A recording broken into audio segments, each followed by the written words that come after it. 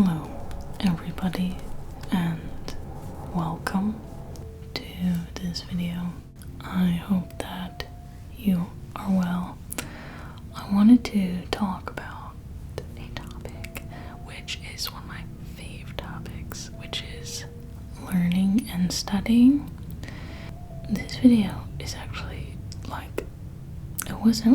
it's not supposed to be about pessimism or nihilism, but maybe that might come into play because I actually consider myself an optimist. What I have called a sober optimist. However, some of my kind of favorite things of all time are deeply, deeply nihilistic, such as Rustin Cole's character in True Detective. And I'm very attracted to kind of doomer nihilism because I think to a certain extent, if one is sensitive or curious or interested or a deep thinker, fill in the blank, or just in touch with one's inner needs, then it might be the case that somebody would come to the conclusion upon, looking around at the world and feeling a deep sense of things not making sense or being absurd or just being false and ridiculous because of this mega meme that we call society and its trappings of convention, which don't make much sense. And in my opinion, we've got this thing that we call, rationality and science and fill in the blank.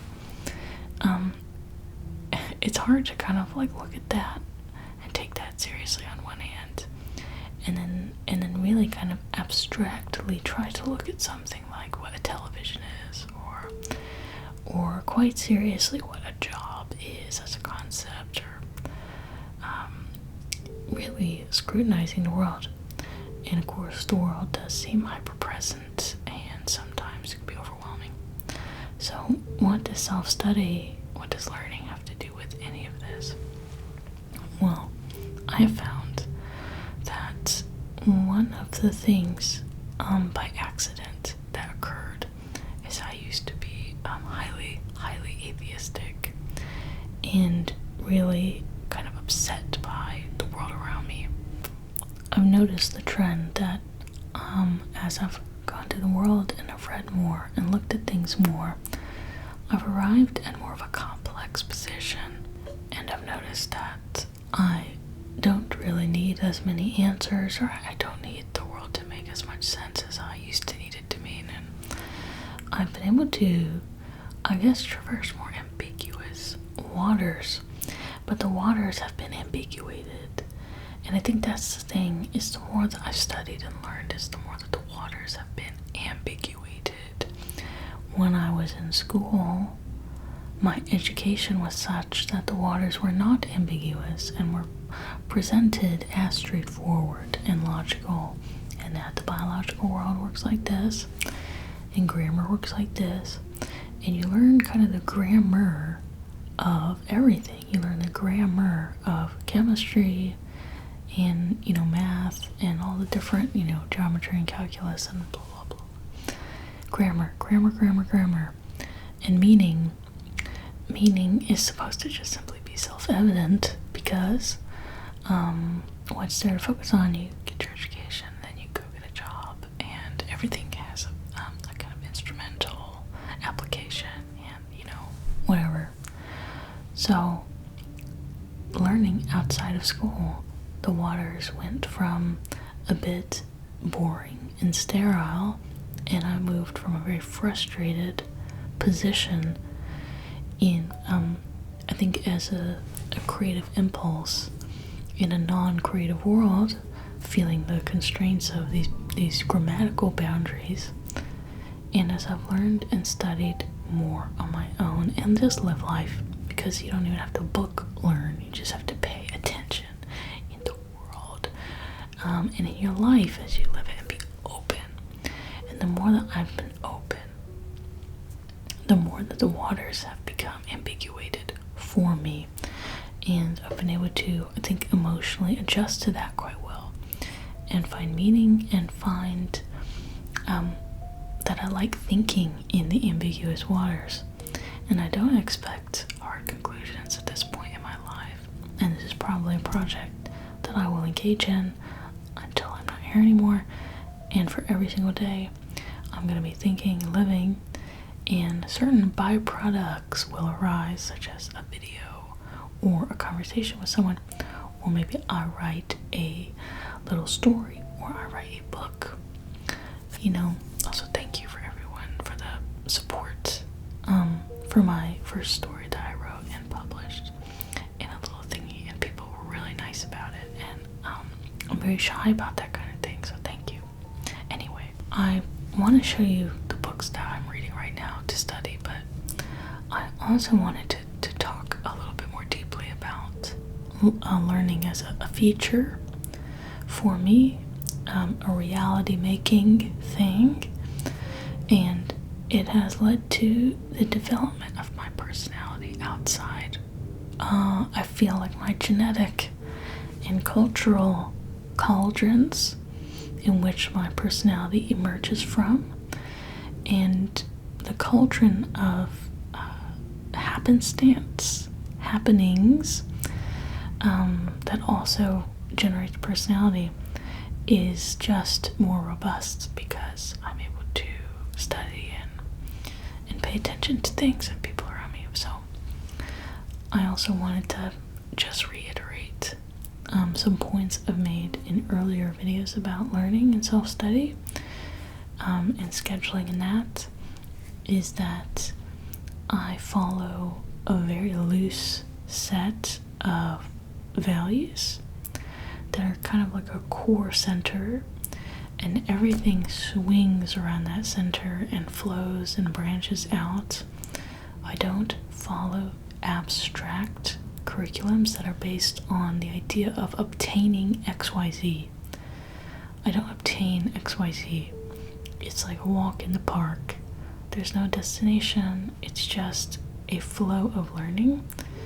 And so the curriculum that I use, or whatever values I have, there isn't a sense of really on or off a path. It's just, I know when I start to live in a way that betrays my potential, it betrays my values, it betrays my body, I feel it, and because I'm paying attention to that, then I am able to steer in a more productive direction. And for learning, there is no acquisition of anything. There's just kind of following curiosity as it branches off itself, and maintaining some level of focus such that my understanding, or the needle, is moved a little bit. And so that's what it is. In this current set of books and subjects is me responding to organic problems that have arisen in my life, or organic curiosity. So the organic problems, I made a video not long ago about having nightmares, and just sensing some need to address a deficiency of language on my part in my family. So a chunk of my family is Spanish speaking, and I am not Spanish speaking, and for complex reasons I have wanted to correct, and I viewed it emotionally like I need to correct it. And so that word correct comes from a deep need that I want met. So I am doing some language study, and again, I don't have the goal of I'm gonna be fluent at this level by this time or whatever. I'm just following my curiosity. So the book I am using to learn Spanish is Madrigal's Magic Key to Spanish. Illustrations by Andy Warhol. I don't know what that association is about. It's not why I chose the book. This book just gave me a good feeling, and I went through the first part of it, and it was just really easy to understand and get a hold of. So this has various lessons on sentence structure and grammar that kind of flow in a natural way, as well as it introduces vocabulary very slowly, so it repeats the same set of words and then slowly adds new ones. So you get a sense of meaning, I guess. Lección número 12. La fábrica. I am going to work on my pronunciation with my family and my father when I go back to the United States very soon. So that will be nice to be able to speak it kind of organically while working through the lessons of the book around people who can actually speak Spanish, which is not something that I typically have the luxury of, because when I study, it's alone, and I tend to not like pronounce things really well because I don't like speak words to people who know about these things. ¿Prepara usted la cena esta tarde? ¿Prepara usted la lección esta tarde? Prepare. I prepared. Tome. I took.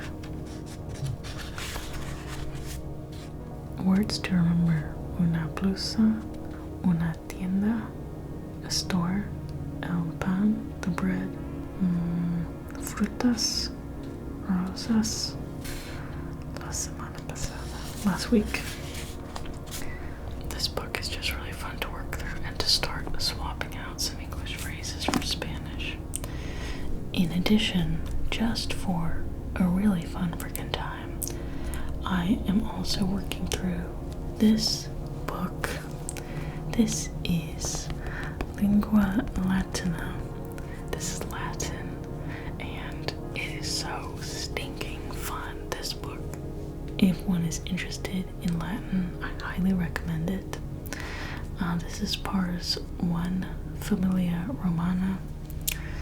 There's no English in this book. You open it up and you are immediately immersed in some descriptions and stories in Latin, and you just figure it out based on the patterns. So you open it up and it's got different pictures and this text, and you just start reading the text and you pick it up pretty quick. So, Roma in Italia est. Italia in Europa est. Grecia in Europa est. So just from 3 sentences, you understand that you know how to say Rome, Italy, and Greece. You know how to say Europe. And you know how to say is in. Something is in something. And you get a sense of the structure where est is at the end of the sentence. So Greece in Europe is. And you just work through the text like that, and it's really fun and intuitive. And it's also a really fun way to supplement Spanish, because some of the words are the same and you can see some of the roots. So tres is the same as 3 in both languages, and even some of the pronunciation of Latin helps with the getting in that rhythm as an English speaker to pronounce things in Spanish. As an aside, it also smells like the books from like a public library in the 2000s. It just has a very unique smell to it. I really recommend this. This is really fun to read alongside the Spanish book. So that's the books for language. I'm also reading some books for history and religion. History and religion. And so for history, I've just started this book actually. I'm not very far in it, but so far I really like it. This is A History in Fragments, Europe in the 20th Century by Richard Vennin. He is a British historian who either used to, might still teach at King's College. I don't know. I haven't looked it up. But also, yeah, there's no cover on this book. It's just a chunk of pages. But what I like about this approach, he's calling it History in Fragments because he's really trying to get away from these kind of mono-narratives about history, or these grand narratives. So talk about making the waters ambiguous and compelling and complicated. This book is in the service of that. One of the examples immediately off the bat is he talked about how historians, especially British historians, writing about, I think because of the aftermath of the World Wars, wrote in a kind of romanticizing way about the pre-war period in England, including romanticizing things like the Bloomsbury Circle and this kind of bourgeois creative class that was, of course, propped up by servant labor. And he talked about the conditions for World War I and II being latent in both the kind of upper creative classes in the West, but also in the lives of peasants in the East and Southern Europe, etc. And so he's talking about, like, we can't simplify our understanding of history. We can't view, Nazism or these kind of things as something that just happens to everyone else, because he just, using that specific example of the Bloomsbury Circle, points out the kind of what we would consider even sometimes like backwards attitude. And he puts this really terrible quote from Virginia Woolf that she writes in her diary about looking at, I'm not going to repeat it, but it's just a horrible, horrible quote that she wrote about looking at people who have disabilities and mental illness, which is just shocking. And again, it muddies the water. It's like, this is life. Like, this is history. Is this dynamic lived force. And so I have really been hooked reading just the first little bit of it. So I've decided to work my way through this book because it's very compelling as a concept. Similarly, I have been reading different books, not in order, out of order, in the Bible, to kind of supplement that. I have my, this is from, I think, the 50s, this Mother of Pearl kind of Bible, but this is just like a normal, traditional Bible. The resource that has really kind of clarified my thinking is this thing. I think I've shown this once before. This thing is massive and heavy. This is the Bible, the Old and the New Testament, but this is the NKJV, New King James Version, Cultural Backgrounds Study Bible. Cultural Backgrounds Bible. So this thing is full of history and the context. So for each section of the Bible, there are historical images and context. There's translation of certain words, analyzing what they might have meant across Hebrew or Greek, and talking about the lives of the people in it. So it is kind of unreal. It's kind of unreal and mind-blowing reading this in the history, just to feel viscerally the kind of circular climate, this ever-present climate of human conflict that has seemingly just existed since the dawn of time, but manifested very differently, because empathy as a concept, from everything that I have read, seems to be an emergent property from conditions that are changeable and relies upon how one identifies. So having empathy for one group of people and not another is such a tragic state in the human condition. And reading history, it's almost like a big story of where identity and empathy is aligned and where it shuts off. And a lot of the times it's in the borders of a country is where the self stops identifying, and everything past that becomes the enemy of stability, or a threat to the order within. Anyway, this has just helped me, I think, come to a certain amount of processing with the world that I find myself in as one individual person, like now. And again, I think I've just, in the kind of macro scale of things, I think I've been able to process some of the grief around why we are where we are, and how to live through times where we can see empathy being channeled through identification with a nationality, a nation, or in the service of harm to others, which is quite the conundrum. You always see that with a kind of puzzlement, including my own puzzlement at how Hitler was able to be vegetarian and a lover of art and do what he did. It's because, well, he has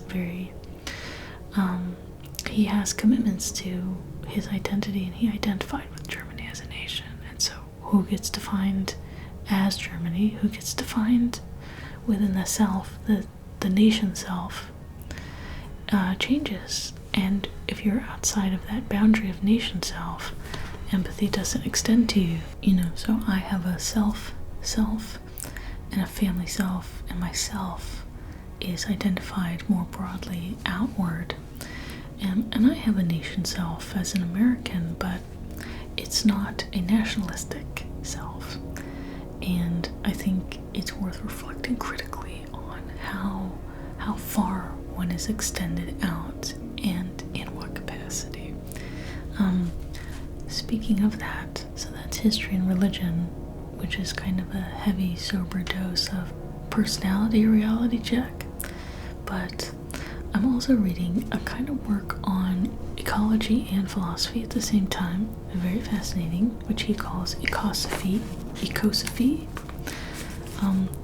This also doesn't have a book cover, but this is The Ecology of Wisdom by Arna Ness.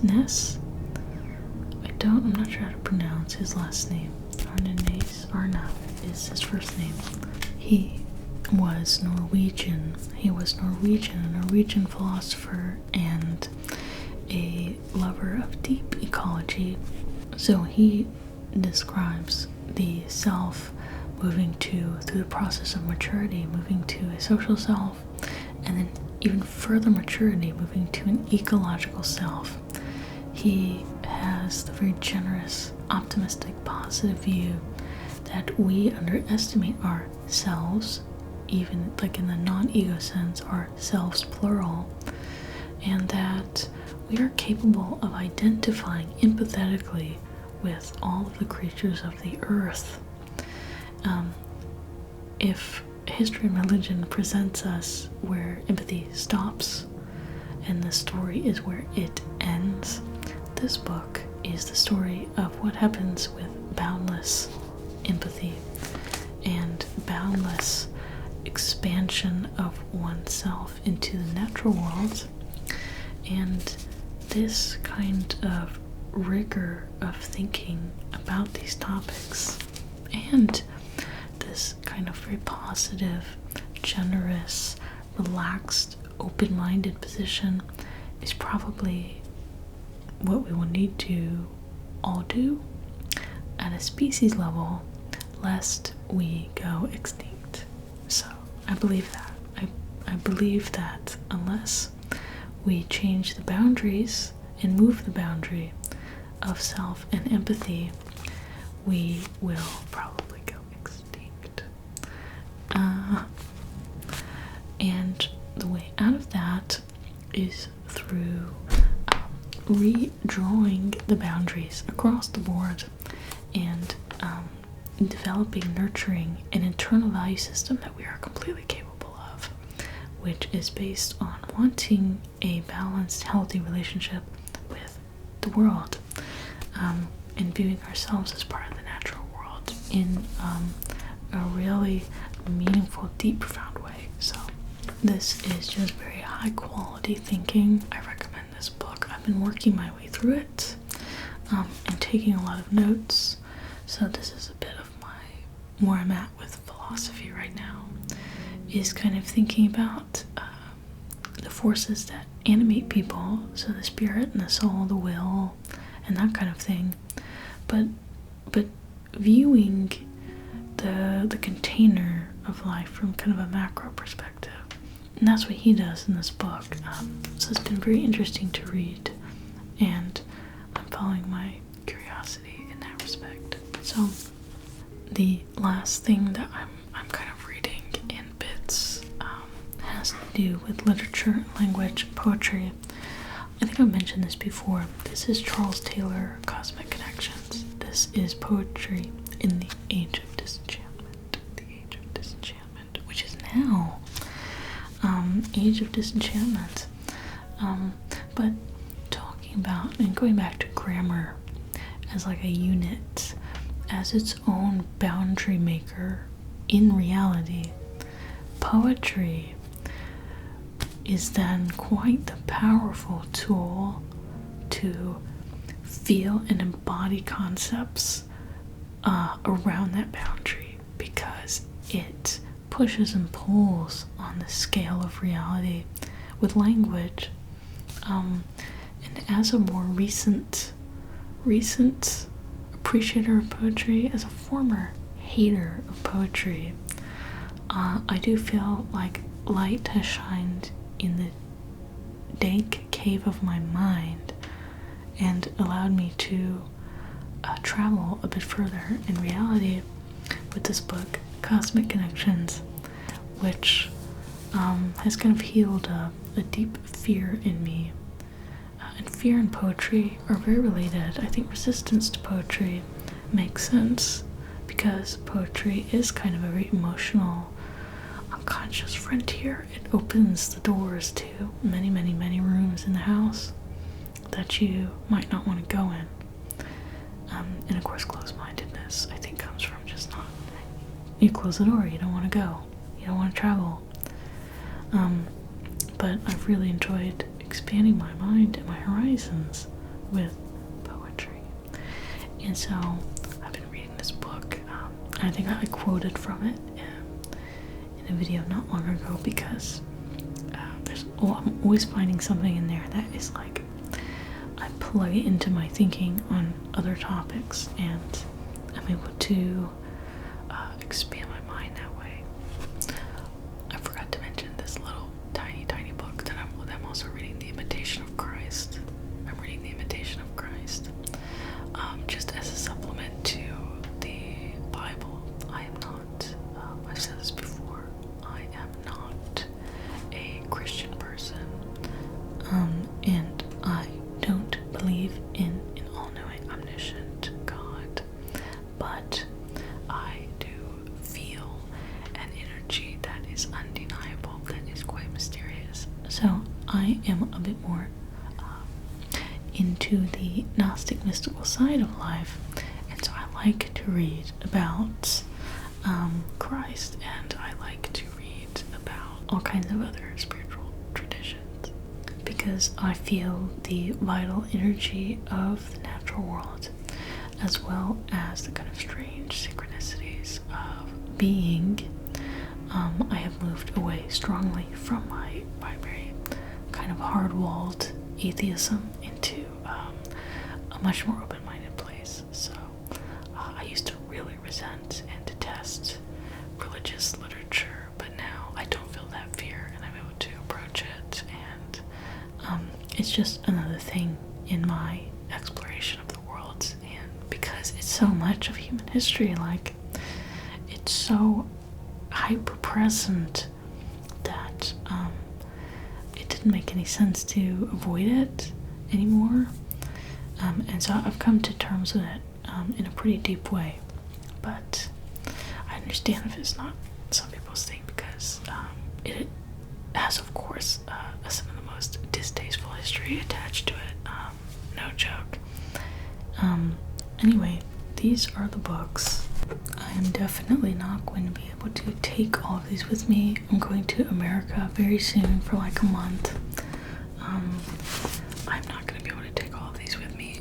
It will probably be Ecology of Wisdom, History. If I don't I probably will finish Ecology of Wisdom before I go. So maybe History in Fragments and my Spanish book, and that might have to be it. It may be the Imitation of Christ. Yeah, so it might just be this in the Spanish book, but either way, because there's no road to fall off of, travel itself is its own kind of thing, is its own kind of learning. So whatever I encounter when I'm back home will certainly add to my learning, and there will be books that jump out when I'm away from home. So who knows what I'll be reading in a month. But for now, these are the books that I have been spending the most time with and kind of thinking about. So anyway, I hope that you enjoyed this video or found it relaxing. I really love talking about books, so it's just really nice for me to spend time doing this.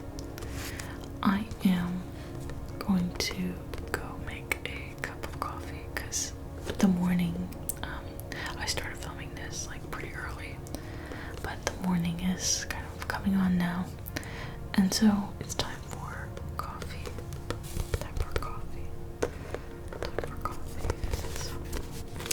Anyway, lest I sit here and talk for another hour about books, I will say to you a good night.